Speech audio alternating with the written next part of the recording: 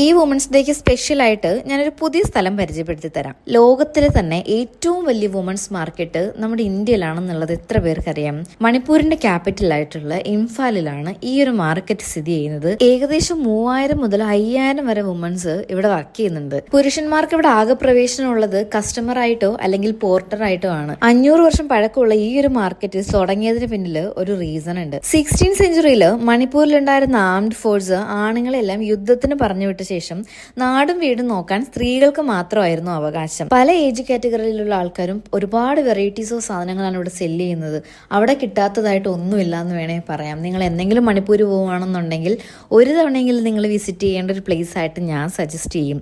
ഇതൊരു tourist destination അല്ല, നമുക്കൊരു എക്സ്പീരിയൻസ് മാത്രമാണ്. ഇന്ത്യയിലെ പല സ്ഥലങ്ങളിലും സ്ത്രീകൾ പുറത്തു പോലും ഇറങ്ങാൻ പറ്റാത്ത കാലഘട്ടത്തിൽ ഇന്ത്യയിൽ ആദ്യമായിട്ട് അധ്വാനിച്ചു തുടങ്ങിയ ഒരു കൂട്ടം സ്ത്രീകൾ ഇതാണെന്ന് വേണമെങ്കിൽ പറയാം. അപ്പോൾ ഹാപ്പി വുമൻസ് ഡേ.